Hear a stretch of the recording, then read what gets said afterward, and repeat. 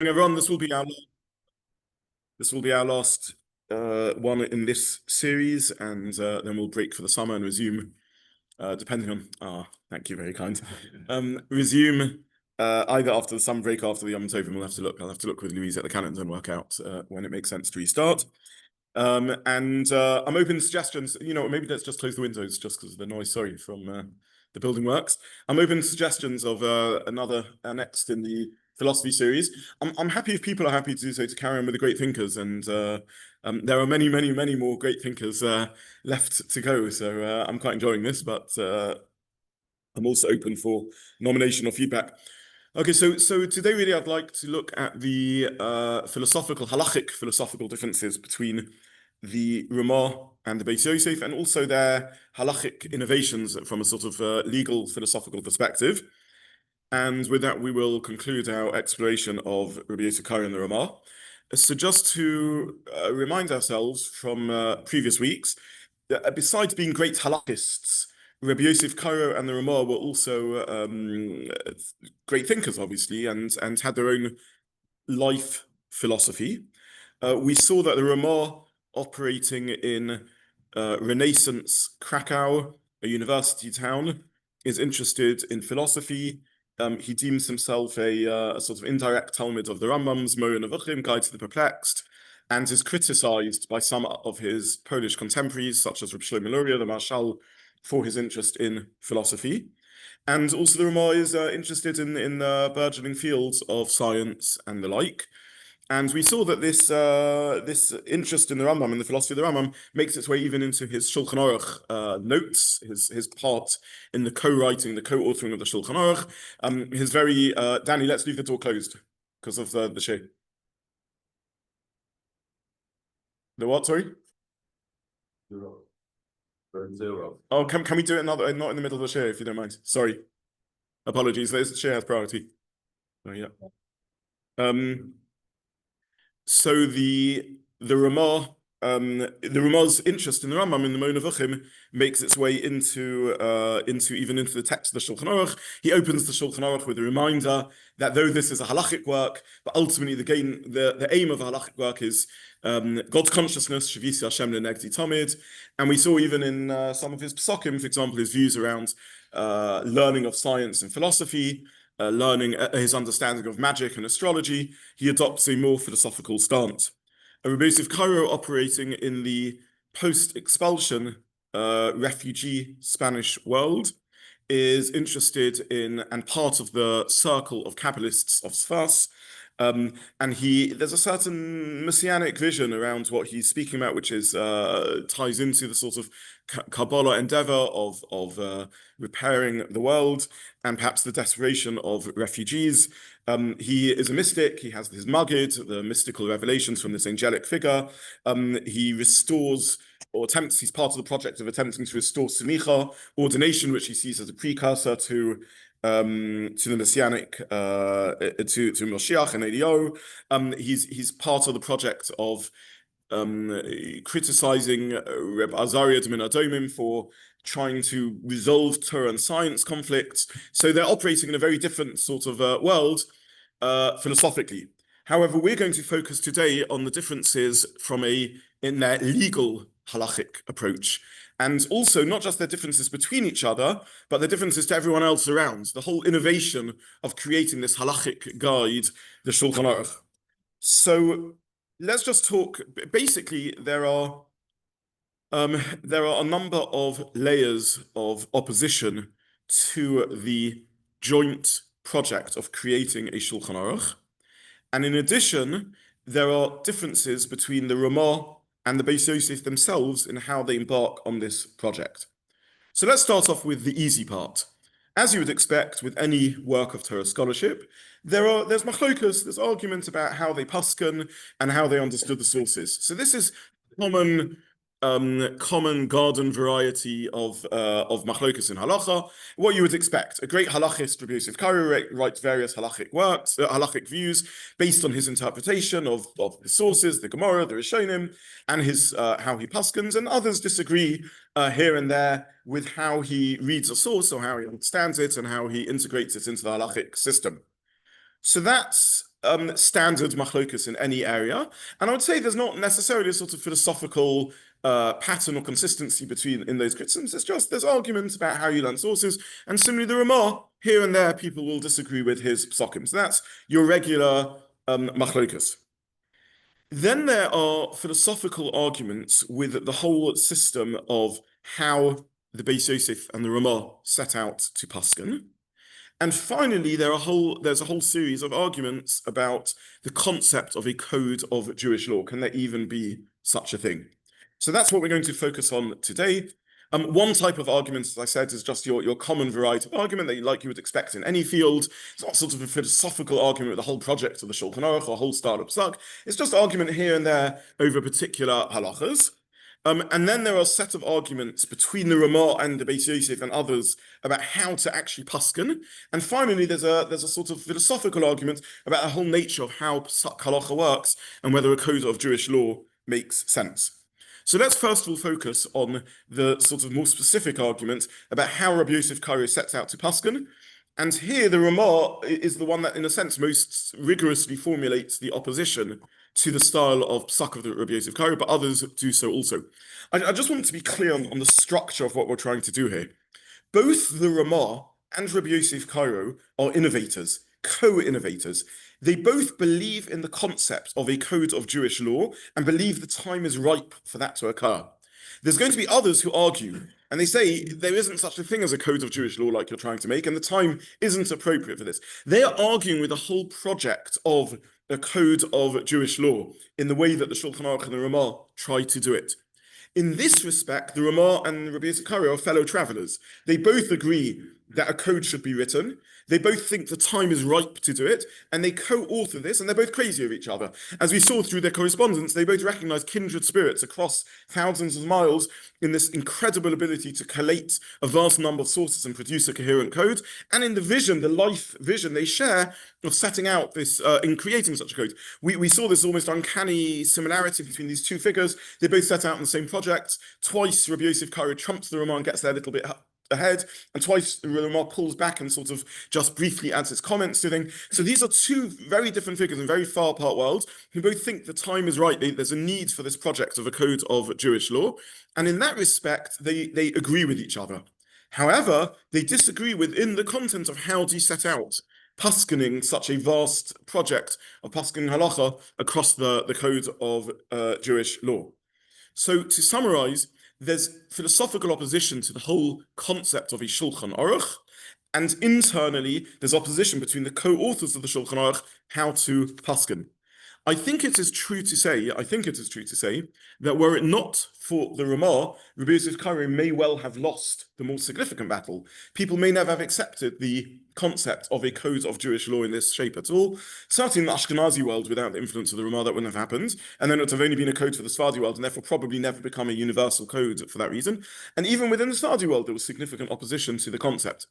So the idea of a code becoming authoritative, that you have this sort of one-time code of Jewish law that becomes authoritative, is because of the joint weight of these two giants of Ashkenaz and Sfarad, Rabbi Yosef Karo and the Ramah, but they themselves argue over philosophical perspective of Pesach, which is why you have the consistent pattern of the notes of the Ramah on the Shulchan Aruch. And then, as I said, you also have bits and pieces of arguments like you would always expect between any great halachists. So the Beis Yosef writes in his introduction to the Shulchan Aruch. By the way, the concept of writing an introduction is itself a literary innovation. It's not the literary innovation of Rabbi Yosef Karo. Others have started doing it, but it's around his time in history that concept takes off. When we looked at Rashi, we mentioned Rashi never sets out an introduction. It also says, this is what I'm trying to do with my book. This is my philosophy of Parshanut or Pashtanut. Rashi doesn't do anything of that. Tosfos never writes an introduction to their great works in the Talmud and say, this is what I'm trying to do. This is what I'm setting out to do. The Rambam in his halachic works does write a kind of introduction, and but this is an increasing trend through the 1200s, 1300s, and 1400s. Rabbi Yosef Karo now writing being born in the late 1400s, and writing in the 1500s, writing an introduction to his work, and very kindly he writes his sort of view around halacha, and he basically says the principle is Achrei Rabim Lahatos, follow the majority. This is a pasuk. The pasuk says, Achrei Rabim Lahatos, follow the majority. When you have a dispute, follow the majority. Majority is a good way at arriving at accuracy. And I've chosen the three most senior halachists from whom we draw our main halachic insight, and that is the Rif, Rabbi Yitzchak Alfasi, who we'll talk about in a minute, the Rosh, Rabbi Osher, who we've mentioned, and again we'll talk about in a minute, and the Rambam, who we don't need to talk too much about because we know of him. And these are the three most senior halachists of the Jewish world. And if in any case where I see a dispute between the three of them, I will always see if there is a uniform view between the three. Then obviously I'll follow the three. If there's disagreement between them and there is a rove, a majority, 2 against 3, I will follow 2 against 3. And if all three disagree, then I'll use other tools of interpretation and psak. Similarly, if they don't deal with an issue, then of course I will look wider at other halachic sources. And as we've seen, Rabbi Yosef Caro grapples on every sugya with 30 plus sources. So it's a phenomenal work. But that is his founding principle. So I don't know the exact statistics, but maybe in 2/3 of cases where he rules, there's a clear majority that emerges, and therefore he'll be able to follow that algorithm of psak, as it were. And in other cases, he'll need other figures. And something like that is a rough landscape. Now, who are these great figures? So the Rambam we don't need to speak about. The Rambam is the great Rambam. The Rif, Rabbi Yitzchak Alfasi, precedes the Rambam by 3 generations. He's born in the early 1000s, dies in the very, very early 1100s, 1103, lives a long life, lives to 90. He operates in northern Africa and later moves to Al-Andalus, to Spain. And he is a Talmud, a student of the last of the Gaonim, or the first of the Rishonim. So he has 2 principal teachers, Rabbeinu Nissim ben Yaakov Gaon, who still has the title Gaon, and Rabbeinu Chananel, who we may be familiar with because of his short commentary on the side of the Gemara, who is a student of the Gaonim. So the Rif is a North African Spanish figure. The center of gravity has shifted away from Bovel, which was spoken about previously, to new Torah centers in North Africa. But he is really the first or second generation of great North African scholars, the very early post-Gaonic period.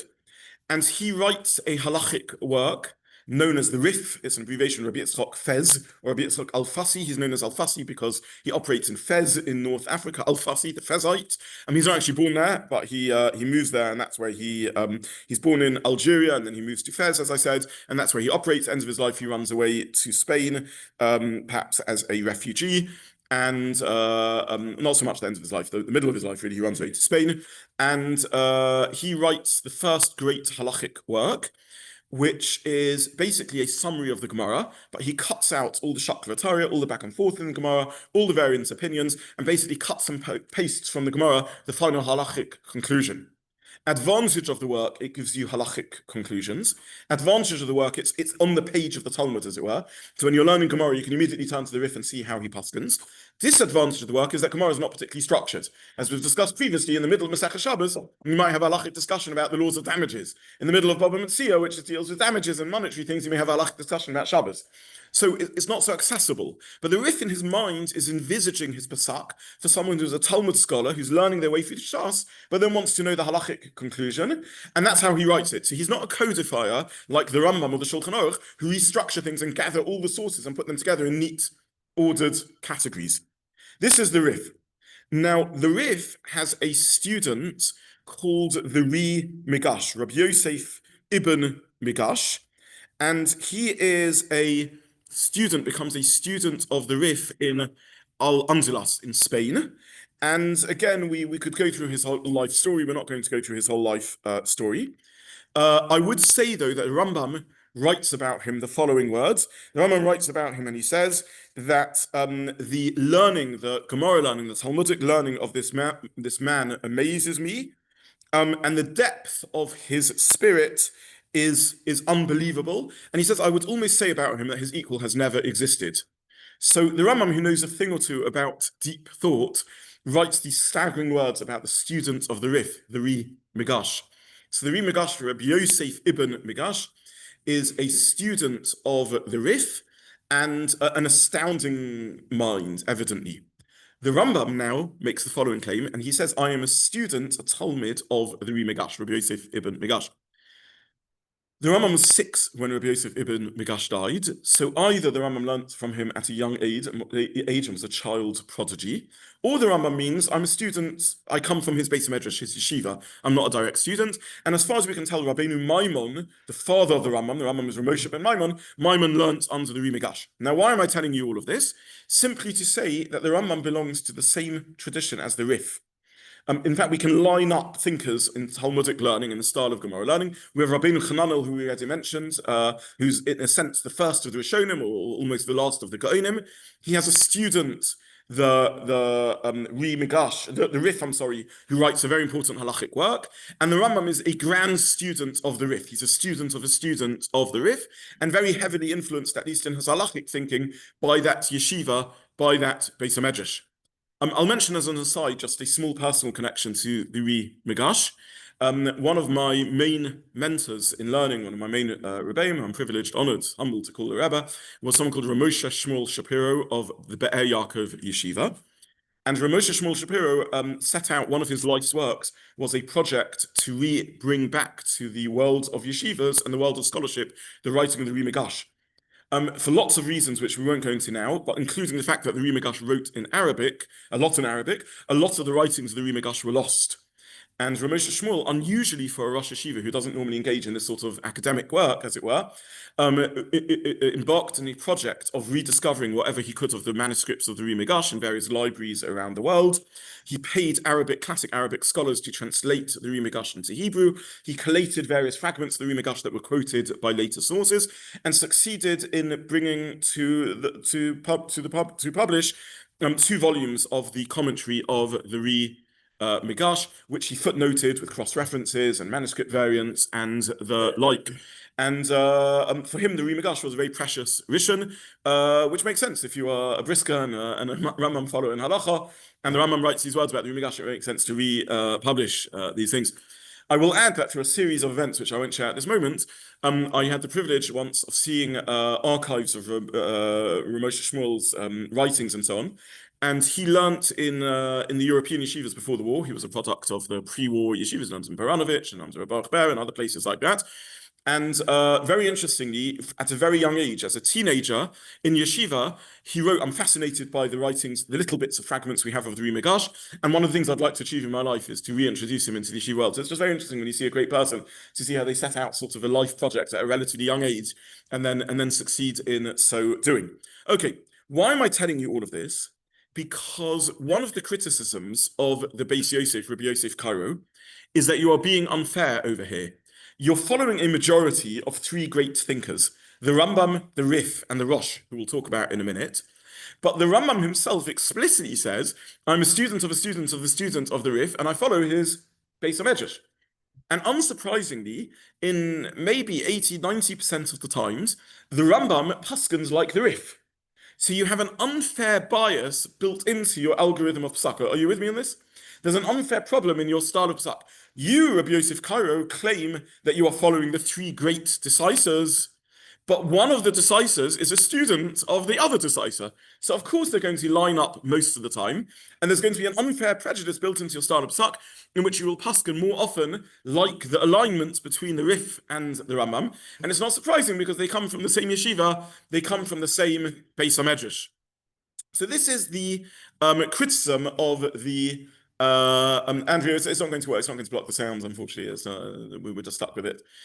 Okay, so we're stuck with the criticism of, this is the critique of the Rabbi Yosef Karo's Pesach, that you're ended up with a majority, built-in favorite majority. In fact, it is a rule in the Sanhedrin that you can't have a Rebbe and Talmud on the same court, because obviously they're going to side with each other, not because of bias, but because just they're trained to think alike, and their way of viewing the world is, one has molded the other one's way of thought, and therefore one has to be careful when there's an alignment of Rebbe and Talmud. Okay, so what do we have over here? We have Rabbi Yosef Karo, who paskins based in a majority of 3, the Rif, the Rosh, and the Rambam. What school of thought does the Rosh belong to? A very different school of thought. The Rosh is Rabbeinu Osha. He lives between the late 1250s, 1259, and the early 1300s, 1327. He is a product of the German yeshivas. He's a student of the Bali Tosfos. He runs away to Spain as a refugee after persecution in Germany. He's a very interesting bridging figure because this great Ashkenazi scholar arrives in Spain and encounters the great Sephardic scholars, and they talk in learning, they interact. He becomes the Karo of Barcelona, and he also writes a halachic work similar to the Rif. It's structured on the Gemara, and it's an abbreviation of the Gemara where he writes the conclusions. He has more reasoning than the Rif. The Rif just basically cuts and pastes from the Gemara and writes the bottom line. The Rosh, who's a product of the Balei Tosfos, who are interested in publicizing ways of thinking, sort of summarizes the thinking that goes into his Pesach. But then, like the Rif, he writes a bottom line posei, a Pesach, and he has a student, a son and a student, Rabbi Yaakov, the son of the Rosh, who wrote the Torah Shulchan Aruch, this sort of proto Shulchan Aruch, the type of work which we've discussed previously. Okay, so just to summarize, Rabbi Yosef Caro paskins like three figures, the majority of three figures, generally speaking, and where he doesn't have them, then he'll follow other things. He doesn't quite apply it mathematically, but to a great degree he applies it mathematically. And the three figures are the Rosh, who represents the Ashkenazi Baltosis tradition, the Rif and the Rambam, who represent the same school of thought of the North African Rabbeinu Hananel type tradition, and therefore, unsurprisingly, a lot of the time ends up paskening like the Rif and the Rambam against the Ashkenazi tradition, the Rosh. So this is Rabbi Yosef Caro's way of Psak, generally speaking. I don't want you to think it's just algorithmic. As I said, he's looking at 30 plus sources. It's a phenomenal encyclopedic work. He summarizes everything that's been written before him. But bottom line, this is more or less how he paskins. Now, against this style of Pesach arises two criticisms for now. The first is from the Ashkenazi world, which says, 1 minute, this is leaving us out in the cold. First of all, because you're paskining like this Sephardi majority against the Rosh who's Ashkenazi. And secondly, we don't agree with your whole way of not counting heads. What do we mean by that? Well, who is the Rif? One person. Who is the Rosh? Who is, Rambam? One person. Who is the Rosh? The representative of a whole world. Hundreds of Balei Tosfos. So even your majority alignment doesn't work out. Even the maths of your alignment doesn't work out because the Rosh represents hundreds of Balei Tosfos. Who's a greater halachist? Rabbeinu Tam or the Rambam? Well, how we went to way up? They're both astounding figures. They had a completely different way of thinking. We've discussed a little bit the Balei Tosfos, this project post-Rashi of tidying up the whole of Shas and making sure everything fits. How do you weigh up the halachic worth of one or the other?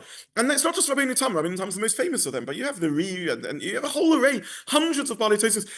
In its time, there was no greater Mokum Torah for 1,000 years than this remarkable France and German academies with hundreds of sages and scholars. The Rosh is bringing the summary of 200 years of Tosafist work, representing maybe 1,000 figures, and you're calling that one halachic voice? This is ridiculous. For all the stature of the Rambam, he basically sat in an attic. The Rambam didn't have the same flourishing environment. He wasn't mixing with his peers. He wasn't engaging in debate the whole time. He was writing letters a bit. He was an isolated figure. Even the Rif, who was operating the world of yeshivas in North Africa, was a lone voice. How can you weigh up these figures? Okay, so two Ashkenazi critiques so far of Rabbi Yosef Caro's way of paskining. Number one, you're leaving the Ashkenazim out in the cold because you've got an inbuilt Sephardi majority of the Rif and the Rambam. And number two, how your whole weighing of figures doesn't make sense to us. The Rosh represents the Balei Tosfos. The Balei Tosfos are 1,000 people. How can you do your sort of head count of Psak? Within the Sephardi world, there's also criticism of Rabbi Yosef Caro's majority model. And basically, their response to Rabbi Yosef Caro is, wonderful Rabbi Yosef Caro, things have even moved on in the Sephardi world since the Rif and the Rambam. You're going back, Rabbi Yosef Caro is writing in the 1500s. The Rif is flourishing in the 1100s, the Rambam in the 1200s. Well, things have moved on in 300 years. For a start, the Balei Tosfos began having an impact even on Spain. The Rashba, the Ramban, are not Maimonideans. They are thinking like Ashkenazim. The Rosh has even more of an impact, and he brings Ashkenazi psak to the Sephardi world. So Sephardim, there's been a reverse takeover in which this backwater of Ashkenaz has taken over the strongholds of Spain and North Africa. And the Sephardim have had 300 years of scholarship since the Rif and the Rambam. What about the Ramban and the Rashba and the Rosh? Like, you're going to ignore that from a Sephardi perspective? That doesn't make sense. In fact, a contemporary of Rabbi Yosef Caro says, we Sephardim paskin like the Rosh. The Rosh was the most important halachic figure in the history of Spain. Yeah, we bowed to Ashkenazi learning. We saw the incredible flourishing of Torah in Northern. We're not racist over here. We're not ethnic suck. Who cares where someone comes from? We need to seek the truth. And the Sephardi world recognized that there was something magnificent being achieved in the academies of the Baalei Tosfos, and the thinking of the Baalei Tosfos took over and even came to dominate the great Rif and the Rambam. So a contemporary, the Rebbe Chaviv writes about Rabbi Yosef Karo, you're out of date with what's been going on. Times move on, and you're out of date with what's been going on even in the Sephardi world, where the Rif and the Rambam were no longer the predominant halachic authorities. And by the way, I should mention as an aside, this is a running saw in the Ashkenazi world to this day. Once the Shulchan Aruch has come to dominate psak, broadly speaking, are Sephardim always followers of the psak of Rabbi Yosef Karo, or will they sometimes follow so-called Ashkenazi psak? Will they sometimes follow the Ramah? Not because they're following the Ramah in Krakow, but because they're following the Rosh and the Baalei Tosfos, for whom the Ramah often gave greater weight. And it is a fact that, for example, Moroccan Jewry, who are most close geographically to Spain and North Africa, often have so-called Ashkenazi minhagim. And the reason they have Ashkenazi minhagim so-called is because they actually have Spanish minhagim. And Spanish psak was very influenced by, as we said, senior Ashkenazi authorities. And this idea that there's this sort of clean, pristine ethnic divide between the two worlds is simply inaccurate. And there are many cases where, perhaps in the Middle East, Israel and Bovel, Iraq, Iran, Rabbi Yosef Karo reigns supreme. But in areas closer to the original heartlands of Sfard, like North Africa, very often the Rosh's psak came to dominate. And this has even got caught up in sort of modern politics and halacha and the like. I don't mean politics in a trivial sense, but Rabbi Yosef, who was a very strong advocate that basically all Sfardim ought to follow Rabbi Yosef Karo and the Shulchan Aruch. And actually in Israel, his feeling was that even Ashkenazim ought to become Sfardi because Israel is Asrei Demora, is the location of the Rabbi Yosef Karo. The posek for Israel is Rabbi Yosef Karo. And he even had a hard time understanding why Ashkenazim would want to remain Ashkenazi when they arrived in Israel, and was very, very much a sort of a purist to follow Rabbi Yosef Karo, had to deal with the difficult historical fact that large parts of the Sephardi world didn't follow the Shulchan Aruch, didn't follow Rabbi Yosef Karo, and he didn't like it. And he waged somewhat of a halachic battle with the Moroccan poskim, and he said, you've got this wrong. You're Sephardim. Why on earth are you following the Rosh? You ought to follow Rabbi Yosef Karo. I was witness once to this literally in live action taking place, in which a student of Rabbi Yosef was in Gibraltar on the Shabbos when I happened to be in Gibraltar. Gibraltar is basically Spanish Moroccan minhagim. That's the history of Gibraltar. And a very, you may say trivial, but halacha is halacha, a very important area. A discussion when you get an aliyah l'Torah, or when you do the Misha Be'ez Aliyah, when you get an aliyah Torah, do you close the Sefer Torah and look away from it? Or do you leave the Sefer Torah open? Advantage of leaving the Sefer Torah open is then you don't have an interruption between the bracha and the Torah, and you're making a bracha on the Torah. Disadvantage was an Ashkenazi practice that developed, that we were worried if people were looking in Sefer Torah, people would think that the Sefer Torah has the brachas written in it, and so on, and therefore you look away from the Sefer Torah, you close it. And the Moroccan Gibraltar community was following Ashkenazi psak and was closing the Sefer Torah, and someone, in an act of chutzpah, banged on the bimah and said, you shouldn't be doing this. This is against Sephardi psak. You are Paul Gibraltarians who are Maratzim. You've drifted, you don't understand your own halachic tradition, and look in the Shulchan Aruch, have a look, you're Sephardi, open the Shulchan Aruch and see what it says. So this is part of a sort of raging battle around, text and tradition, because if you're sort of brought up in the Sephardi world and you don't understand the history of halacha, and you've moved to a text-based tradition, well, you'll open the Shulchan Aruch, and maybe you'll come back from a Sephardi yeshiva influenced by the students of Rabbi Yosef, and you'll come back and tell your parents, we've been getting this wrong all along, right? We've messed up our minhagim, and that's how minhagim shift and so on. So again, I'm not taking sides in an intra-Sephardi debate in these areas are complicated, and Rabbi Yosef was perhaps after Rabbi Yosef Karo the most magnificent halachic mind in hundreds of years, just a remarkable figure, and he knew all of this. He knew everything I know, and 1,000 times he knew the history of halacha, but he felt that Moroccan Jewry had taken a wrong turn in its halachic psak and should have followed Rabbi Yosef Karo, and that's what it means to be Sephardi. And as I said, this remains somewhat of a running sore to this day. Okay, so to summarize what we have said so far, Rabbi Yosef Karo follows three pillars of Psak, more or less, the Rif, the Rambam, and the Rosh. There are two criticisms for now of this approach. Number one, it gives you an inbuilt Sephardi bias towards the Rif and the Rambam, who more often than not, agree with each other. And number two, it's a funny way of weighing up numbers because the Rosh represents a whole Ashkenazi school of thought. And then you have a Sephardi criticism of Rabbi Yosef Karo, which is, who says that the Rif and the Rambam were in the last centuries of Sephardi existence, our sort of dominant halachic authorities. The Rosh and the Bali Tosis had sort of conquered Spain, and in many areas the Rosh had become the dominant halachist. Okay, so that's one sort of area of disagreement with Rabbi Yosef Karo. A second area of disagreement with Rabbi Yosef Karo is over the influence of the Zohar. Rabbi Yosef Karo is living in Tzfat, very influenced by Kabbalah and the Zohar, and he basically says as follows: the Zohar is the most important Kabbalistic work. It's a Tanaitic work. It dates back to the Mishnaic era, Reb Shimon bar Yochai. It's true that for various reasons, it was unknown or near unknown to the Jewish world for 1,000 years, but we now have it. And when you have a work from the Mishnaic era, surely that should be given significant halachic voice. However, he says, I acknowledge we paskin like the Gemara. So if there is an explicit Gemara which says a halacha, where the Gemara clearly comes to halachic conclusion, then of course I will follow Gemara, because Gemara is built around Tanaitic sources and comes to Psak. Gemara is the final halachic arbitrator. But if there's a case where the Gemara is unclear or doesn't come to halachic conclusion, even though post-Talmudic reasoning leads to a certain halachic conclusion, the Gaonim, the Rishonim, the Rambam, the Rif, the Rosh, everyone you want comes to halachic conclusion.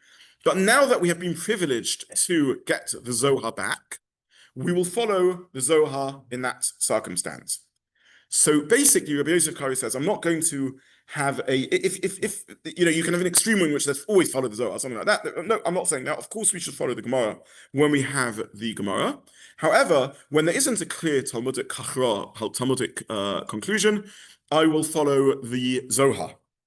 The Ashkenazi world, under the influence of the Ramah, by and large, did not adopt this stance. And they said, no, if halachists come to a halachic conclusion, then that's what we should follow. The tools of the trade of halacha are halacha. Philosophy and mysticism is philosophy and mysticism that shouldn't influence halacha. So learn in classic halachic ways, and if halacha comes to a conclusion, follow that.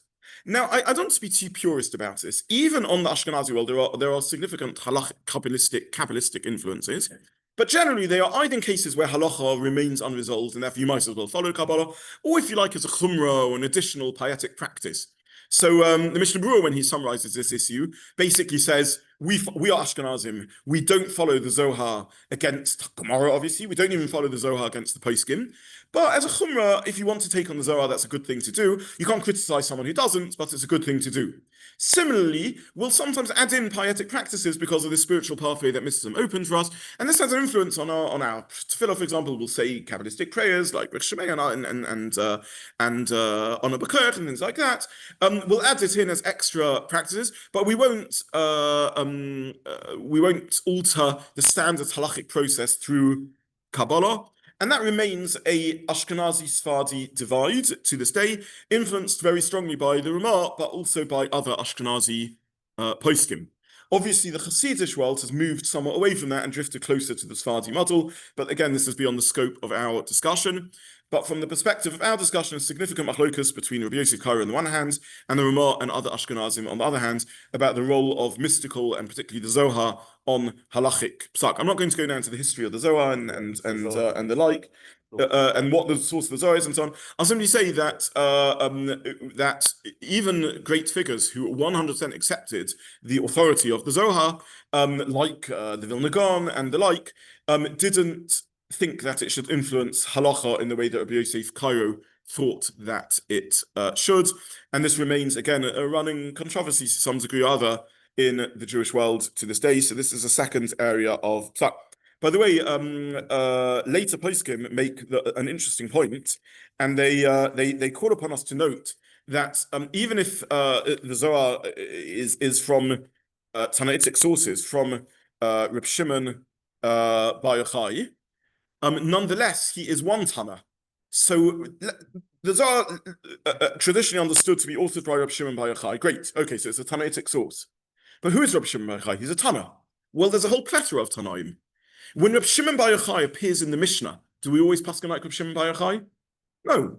So even if the Zohar is a Tanaitic work and should be granted halachic legitimacy as a Tanaitic work, it's the work of one Tana, Reb Shimon Bar Yochai, but we don't always paskin like Reb Shimon Bar Yochai. So this is there's multiple tiers and layers of this issue of to what weight should the Zohar be given, exactly what weight should Mistim in philosophy have on halacha, to exactly what weight should a lost halachic work, which lost midrashic or mystical work like the Zohar be given weight, and even if it should have halachic weight as a Tanaitic source, it's a Tanaitic source of one Tana, Reb Shimon, but we don't always follow Reb Shimon. We have Reb Meir and Rabbi Shimon and Rabbi Kiva and many other great halachic sources.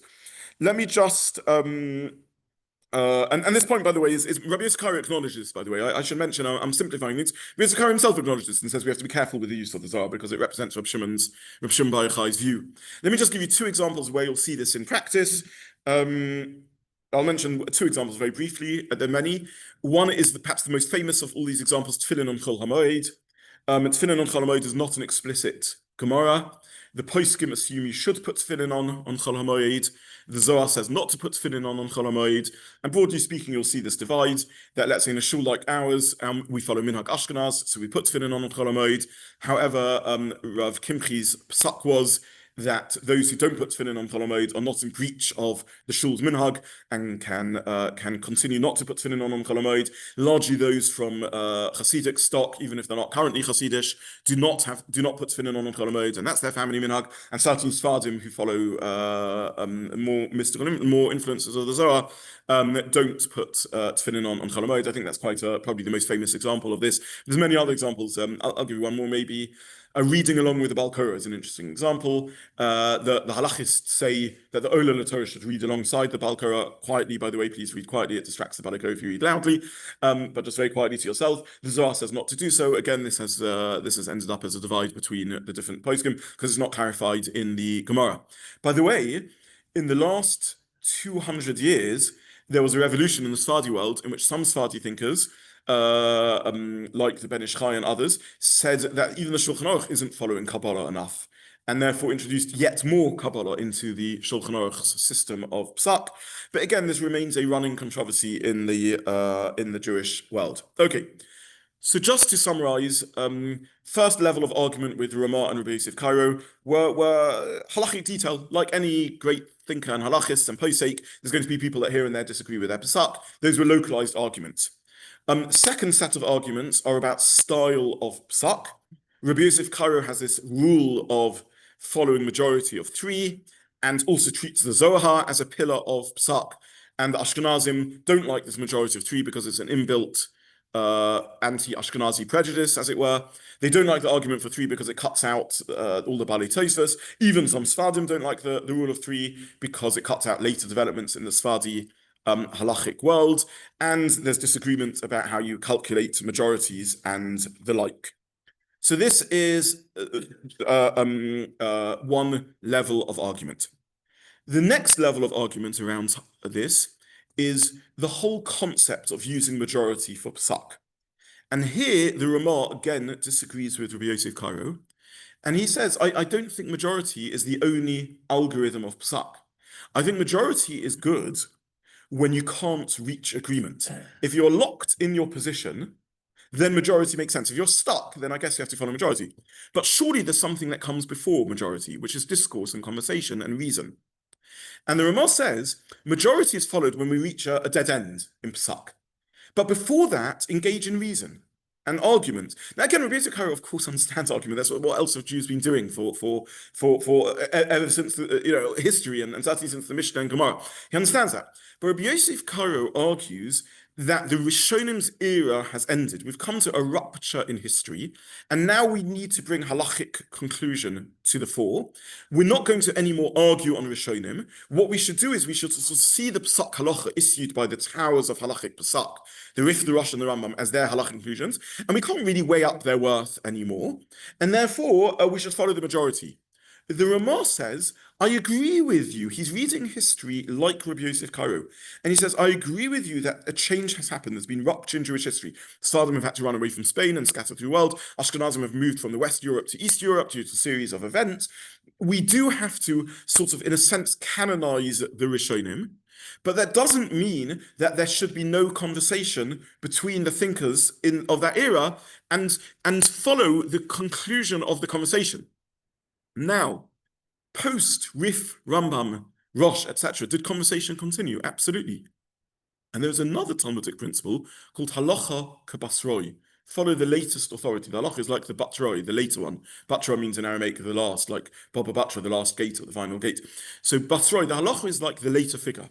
What would be the logic of the halacha being like the later figure? Because the later figure sees everything the earlier figure says and can take it into account and weigh it up and reason with it. Halacha develops, thought develops, issues are thrashed out, things are clarified. You can't always go back to earlier sources and assume. I know we have this sort of idea of Yuridat Tadoros and earlier sources of halacha. It's not an ironclad principle that can just be applied algorithmically. When there's maybe a head-on clash, perhaps, but when there's an ongoing conversation and issues are thrashed out and clarified, it makes sense to follow the later generations who build on the work of earlier generations. Famous analogy in other areas of dwarfs standing on the shoulders of giants and so on. You're not necessarily claiming I'm the equal of my predecessor, but you are saying, I've seen everything my predecessor has to say, and I want to thrash this out and continue the conversation. Halacha kabasroi. By the way, this is very, very important in modern-day Pesach also. Sometimes people will dig up sources and not understand that the conversation has moved on. You can't just find an early source and think this creates a precedent in halacha. Issues are thrashed out over time and resolved.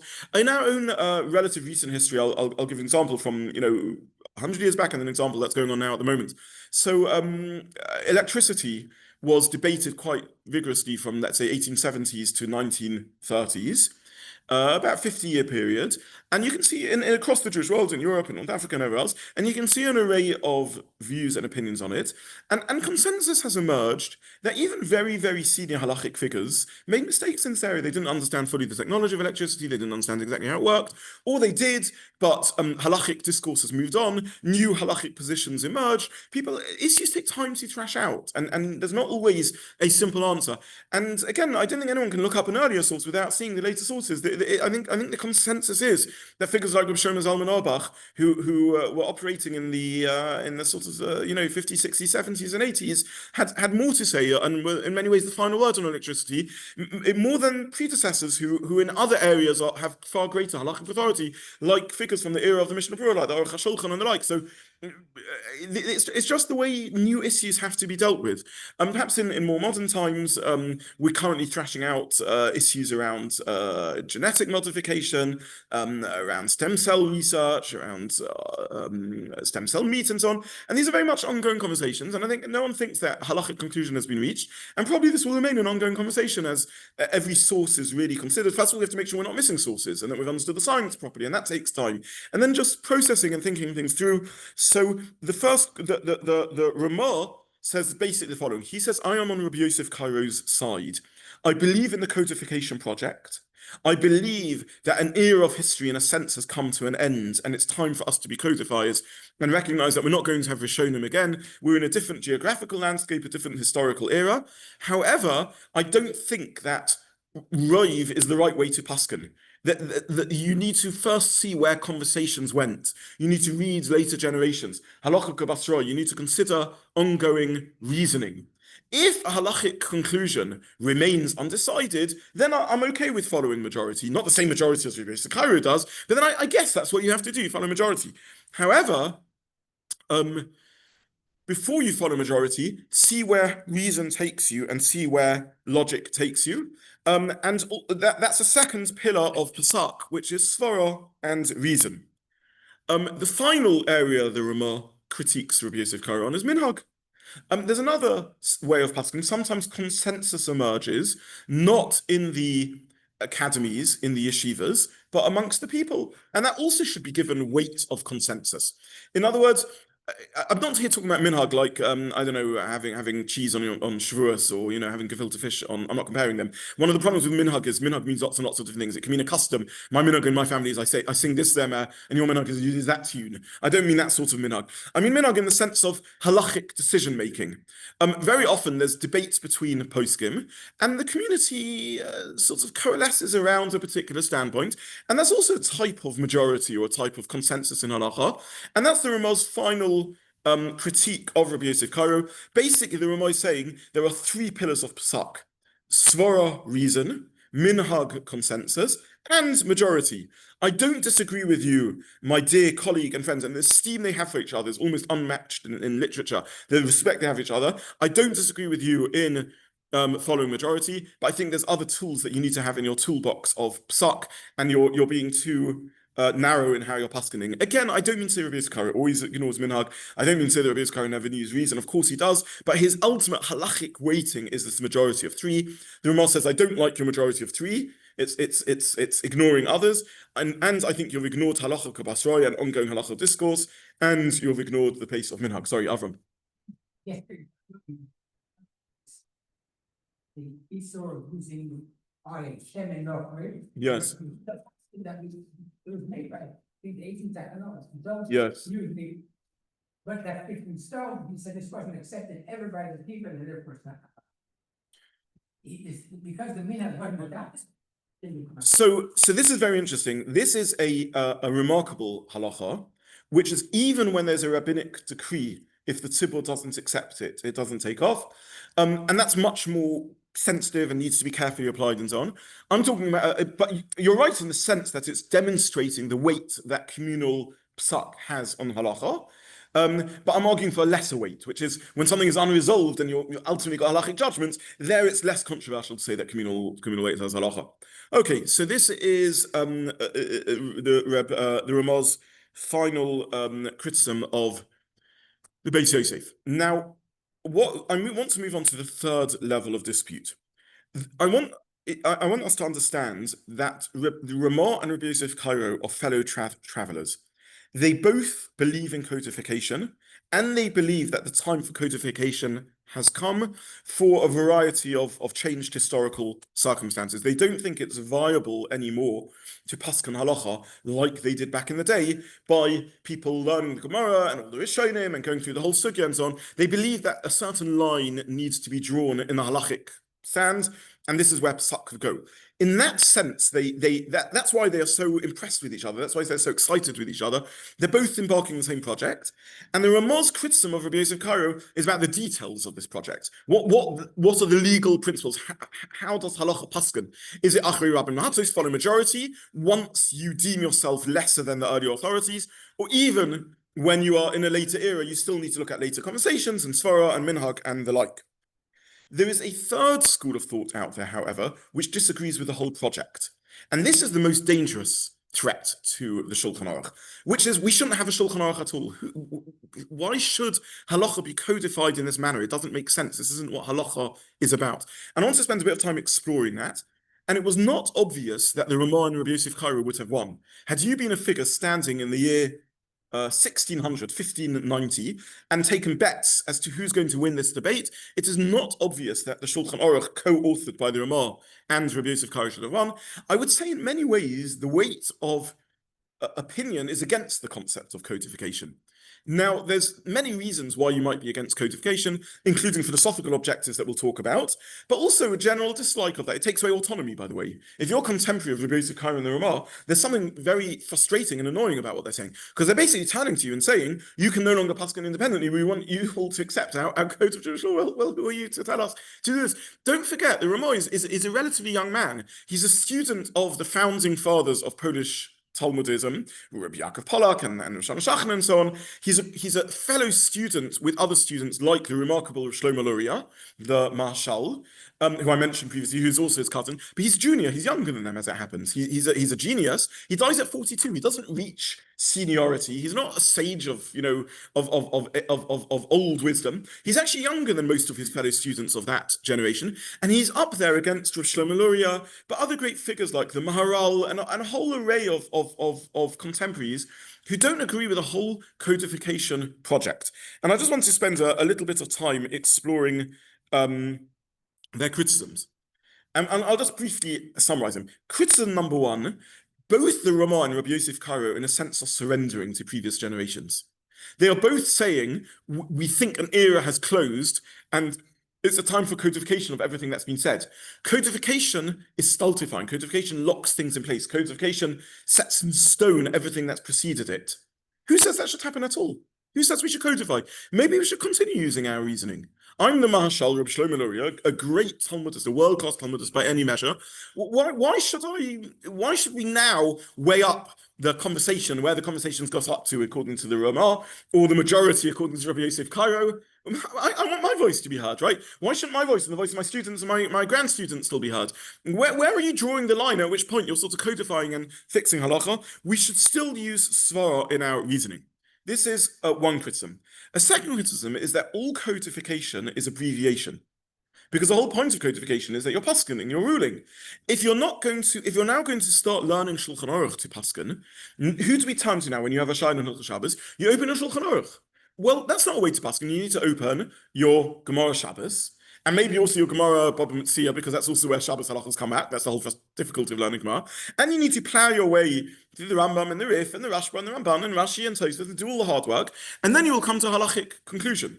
Using an abbreviation has two problems. It diminishes Talmud Torah because people are now using the abbreviated work, and it also will lead to misunderstandings. Because even if the very specific case paskened by the Shulchan Aruch you'll get right because he's given you the codification, any application involves extrapolation. Any extrapolation involves understanding the concept. But you, Mr. Student, learner of the Shulchan Aruch, have been too lazy to learn all the primary sources. So by definition, you haven't understood the concepts properly. If you haven't understood the concepts properly, then your application will be wrong because you haven't understood the concepts behind it. Are you with me in this? So two problems with abbreviating things, both practical in a sense. Number one, you're diminishing classic learning, and number two, if you don't have that classic learning in place, if you haven't understood the sources, you haven't understood the concepts, you haven't understood the concepts, you'll apply things. No code of law in any law can talk about every single scenario. By definition, always scenarios are going to be slightly different to that which is codified. You're always going to have to apply, and you won't even know when you're misapplying it. You won't even realize that this is a critical distinction. You won't even notice that you're doing that because you haven't understood the concepts that lie behind it. Yeah. So in theory, that's great, but if the people's knowledge and the time is something that so this is going, that has to. So this is the ongoing conversation. The Ramah and Rabbi Karo perhaps would shrug their shoulders and say, yeah, all fair criticisms, but this is the time to do it.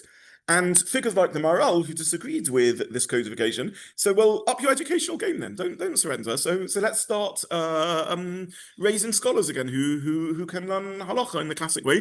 The Maharal, besides many other things, was also an educator, and he had a whole educational philosophy. And he said we need to go back to basics. And the Maharal said, you know what's gone wrong? We've forgotten the Mishnah in Ovos, which says ben chomesh lemikra, ben es Mishnah, ben chomesh l'seid Talmud, and so on. We need to restore the classic syllabus, which is how the Rishonim learned. And we need to get these later works, in a sense, off the table, because that's what's setting us back. And we need to restore halachic process back to the way it's meant to be. The final point I want to make in the criticism of the Shulchan Aruch and the Ramah is, in a sense, the most philosophical criticism. And it's a criticism about the nature of law and the nature of halacha conceptually. So just to summarize where we are so far, there are those who agree with the codification project, but disagree with how it's codified. And the Ramah and Rabbi Yosef Karo themselves disagree about that. There are those who oppose codification for, in a sense, pragmatic reasons. If you codify, you freeze halacha where it's up to. If you codify, you abbreviate, and abbreviation reduces scholarship. If you codify, you abbreviate, and that reduces the ability to apply. There is, however, a final criticism of codification which comes from the Maharal. And the Maharal, who's a near contemporary of the Ramah, says as follows. He says, you've misunderstood the whole way halacha works. He says, I don't understand. Torah was given to human beings to hear the voice of God. What happens when humans disagree? So humans disagree. We have multiple voices. Well, Eilu ve'Eilu Tevidikim Chaim, we've discussed this previously. They both represent a truth, a way of hearing what Hashem has to say. What happens if you're now caught up in the machlokas? You have to know what to do. So you have to paskin. What does pasak mean? Pasak means one of two things. Either you learning, going through all the sources and hearing God's voice, because you're qualified to so do, or going and asking a shaila from someone who's done that. Because in both ways, you're connecting yourself to a pipeline from Sinai. We often say, sort of Kabbalistically, we all stood at Sinai, but the Maharal is saying, philosophically, we all stood, halachically, we all stand at Sinai. We all still hear the words of God. How? Through a pipeline, right? I hear it through my teacher, heard it from his teacher, heard it from the teacher. We all need to connect to Matan Torah. Pasak is not an obvious thing. If there's truths in all the perspectives, because this is how qualified humans heard it, and anyone who engages in philosophy or law knows that often there isn't a wrong or a right. There are genuinely different ways of looking at things and different ways of weighing up different things. So how do we ever dare paskin? How can we rule when we're weighing up different things? And the answer to that question is by engaging with it in a meaningful intellectual way. So that's the first point the Maharal writes, which is Psak can't be from a book. It doesn't make sense. Psak is direct engagement with Torah. His second point is the whole beauty of Torah is it's meant to align reason with action. It's meant to align thinking with action. Why do we learn Torah? Right? Not everyone has to become a lawyer, right? You can live a perfectly happy life as a doctor, a plumber, a rabbi, an accountant, and not deal with law. When you have a question in law, you go and ask the lawyer. Why does everyone have to learn law? Why do we all have to learn Torah? Why is there this project of learning Torah? Live your life and do what you know. And if you don't know, then ask the lawyer, ask the rabbi what to do. Why do we all have to learn Torah? What is the Jewish obsession with law? Says the Maharal, because the Torah wants us to align our thoughts with our actions. A human has to be holistic.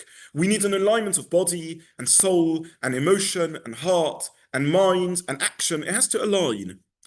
And the Maharal says when you are learning from this kitzah, from this shortened work, the Shulchan Aruch, you're fundamentally negating the whole alignment of action and mind. And it's not worth it. And then the Maharal says, I would prefer people to engage their minds with Talmud Torah and make a halachic mistake, but at least they are trying to align reason and action. I would prefer that to them learning Shulchan Aruch, getting it right in some objective way, and misaligning reason and action. Rabbi said it is 2 minutes to 10, so we have to stop. I will simply say, La halacha, we follow the Shulchan Aruch and Ramah. This conversation has been trashed out extensively in the hundreds of years that have followed. The Shulchan Aruch and Ramah won the day. Nonetheless, it's worth us hearing the critics of them, because of course we should continue to try and go back to primary sources, and that's why we have projects like Gemara Learning and Daf Yomi and the Rishonim and so on and so forth, because the voice of the critics remain. We accept the Psak of the Shulchan Aruch Ramah. That's how Judaism has moved forward, but nonetheless, the critics that are there are worth hearing, because we still should try and go back to primary sources, and a serious posek will learn the primary sources alongside the Shulchan Aruch in order to make sure they get halacha right. But this is a summary of the thinking of the Ramah, Moshe, Isserles, and Rabbi Karo, these two incredible figures from far apart in the Jewish world, who yet somehow worked together to co-create this project of codification. Yes? Yeah.